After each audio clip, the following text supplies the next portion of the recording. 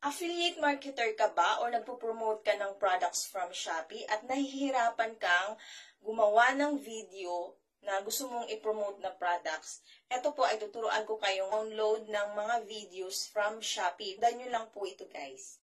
Punta ka sa Shopee apps mo.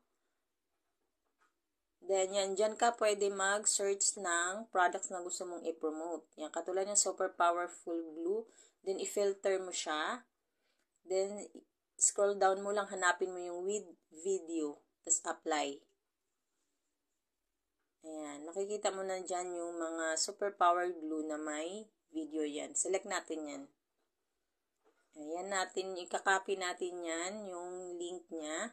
Copy link natin. Tapos, punta tayo sa Chrome. Ayan.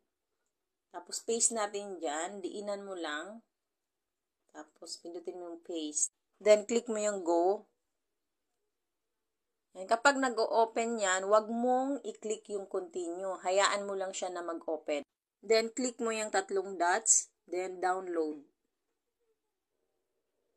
Ayan, download mo ulit.